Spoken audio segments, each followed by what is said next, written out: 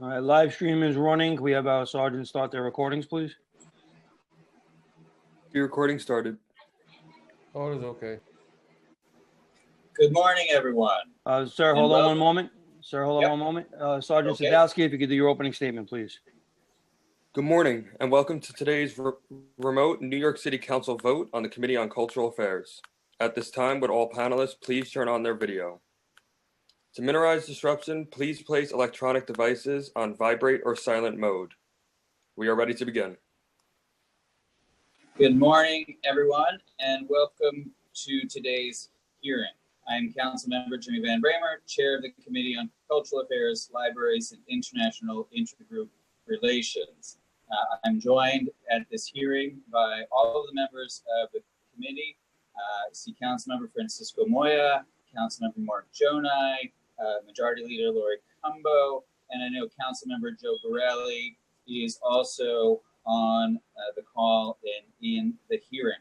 Today, our committee will be voting on proposed intro 1967A, co-sponsored by Majority Leader Cumbo and myself, in relation to requiring the Department of Cultural Affairs to publish information on COVID-19 reopening plans and resources for art and cultural institutions in New York City. Before I defer to Majority Leader Cumbo for a statement on her bill, I just want to say that I'm proud to co-sponsor the bill with her and thank her for her efforts and leadership on this and on all things culture and art in the city.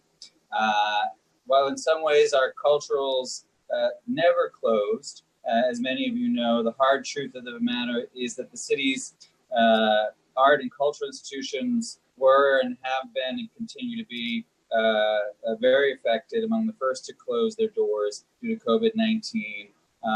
And some have reopened, thankfully, but some will be among the last to reopen, as museums were recently excluded from phase 4 reopening plans. The past several months have left many of our cultural institutions in dire financial circumstances, at risk of closing and in need of support. This bill responds to the crisis directly by bringing access, information, and resources to the virtual doorsteps of many of them. But we are on a journey and must continue to remain vigilant in supporting and defending the heart of our great city, the arts and culture of our town. Before I ask Billy to call the roll for a vote, I will turn to the Majority Leader, Lori Cumbo, to ask if she has a statement on the bill today. Chair, Majority Leader Cumbo has logged off. She seems to have some audio issues. We can go into the vote and then circle back as soon as she logs on. Okay, I can also take this moment to thank my legislative director, Jack Bernadovitz, my chief of staff, Matt Wallace, the committee's principal financial analyst, Alia Ali, our policy analyst, Christy Dwyer, and our committee counsel, Brenda McKinney, for all of their work on this legislation. And did that buy us any time to get Majority Leader Cumbo back on the call? She is back. Great. Majority Leader Cumbo, would you like to speak on your legislation? Yes, I would. Thank you so much, Councilmember Van Bramer.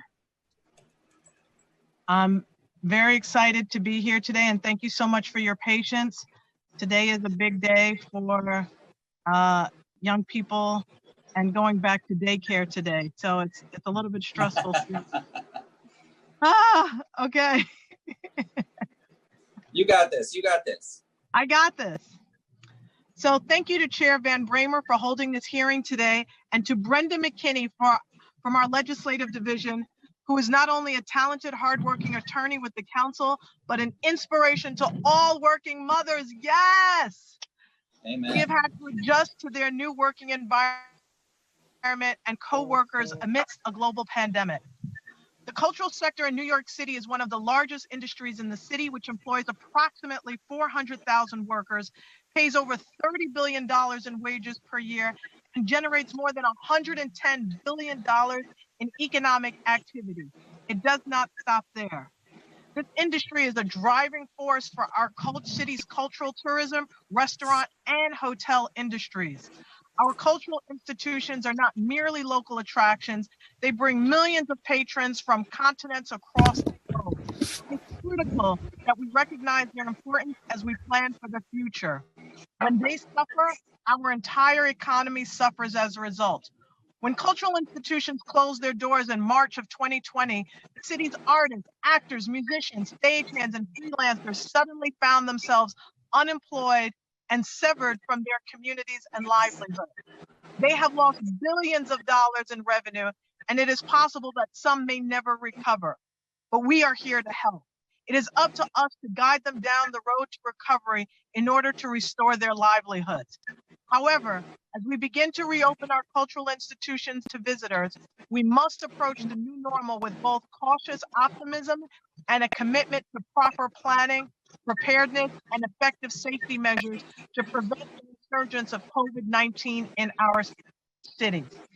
As a cultural leader, prior to coming into the New York City Council, it is so important to me that we protect this sector. And I know Councilmember Van Bramer and many of my colleagues share this understanding of the importance of the cultural sector to New York City and doing all that we can to protect it, and our patrons who come to New York City for the love of art, culture, music, dance, photography, the history, and everything that makes New York City what it is today. Thank you so much to my colleagues for your patience. Thank you to my legislative director, Jason Herr, as well as my. Thank you. Thank you very much, Majority Leader Cumbo, for your statement and your passion and love for all things culture and the arts. We have a deep appreciation for all that you are doing, including on your way to daycare apparently right now. So we thank you. With that, seeing everyone present on the committee, I would like to ask Billy to please call the roll.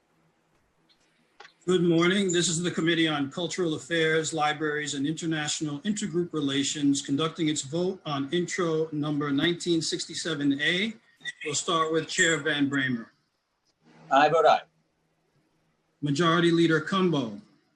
I proudly vote aye, and thank you all so much for your support. And I dedicate this vote to Councilmember Jonah. I vote aye, and I vote strong aye because of the convincing power of the majority leader. Councilmember Moya.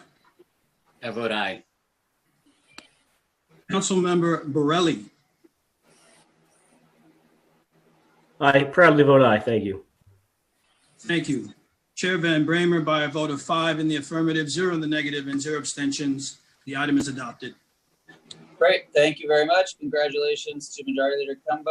And with that, this hearing and vote is adjourned.